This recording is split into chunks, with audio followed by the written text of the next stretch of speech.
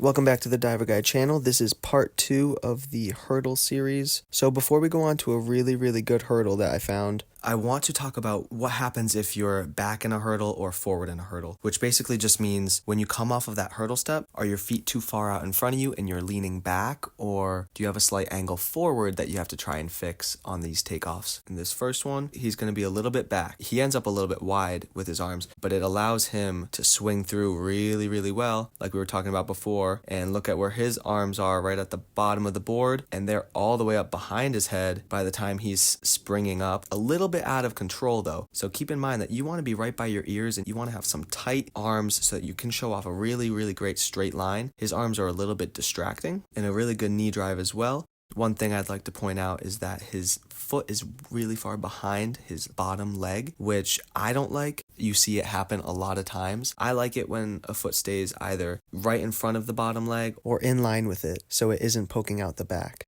I think it could ultimately affect your body mechanics as you're landing again. I don't think that's necessarily the problem here. He ends up with his feet out in front a little bit, and he has to adjust as he comes down onto the board. The reason that this happens is because when you plant on that foot and you're driving up into the air, if your weight distribution is too far on your heel or too far on your toes, you're going to end up leaning back or leaning forward. So in this case, he's a little bit too much on his heels, which you can kind of tell as he's pushing through his toes. The rest of his body is kind of behind his foot, and he's not quite stacked toe, hip, shoulders in a straight line. So he has to make an adjustment. He kicks out strong, and then as he's coming back down, he moves his feet underneath his hips to even it out, and after he connects with the board, he drives his hips forward and then drives up straight as possible into the front 4.5. So think about that in your own life. Are you typically somebody who is leaning back on the starts, and how do you adjust that? Step 1 is trying to get your weight a little bit more on your toes as you're driving through that hurdle step, and keeping that bottom foot underneath your hips as you leave the board. Don't let that foot slide out in front like he does here. Try and keep it right below your hip.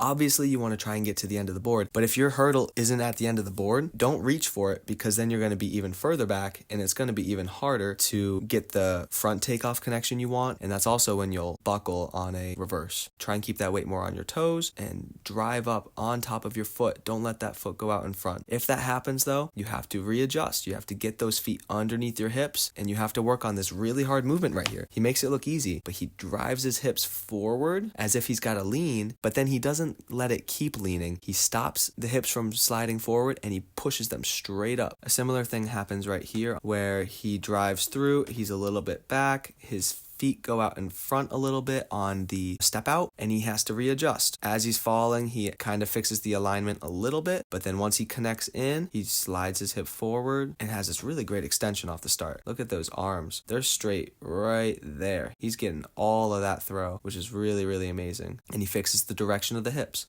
If you're doing a front takeoff, you want the connection from toes to hips to be as straight as possible with a slight lean forward sometimes. It really depends. That's something that you would have to talk to your coach about, really figure out what's best for you there. So those are the general guidelines for fixing a hurdle that's back. Now let's talk about what you do if you're forward on a hurdle. Not quite as easy. But right here, her weight is a little bit too far on her toes in the hurdle step, and as she comes up, she drops her arms down to try and keep her balance back. She swings her arms behind, and her toes are a little bit over the edge. I'm not going to try and pretend like this is an easy fix, but at the same time, the way to fix something like this is to keep the chest up as much as possible, keep the shoulders back, and really feel like you're sitting in a chair. Stay on your heels, sit back so that you can adjust the hip position on the takeoff. To me, it looked like as she came down, she kind of decided that she wasn't going to try and go for it. I don't know what dive this was actually on, so I don't know what the takeoff required. But if you think about it, it's the opposite. When you're leaning back, you have to get the hips to move forward, so you drive the hips forward as the board is going down, which is easier because the board is moving in a direction that makes it easy for the hips to come forward. But when you have to stay on the board more and all of your momentum is pulling you forward and down, it's hard to make that adjustment where you sit and stay on your heels longer before you stand up really strong. I couldn't find a really solid video of somebody doing it perfectly, but if I ever come across one,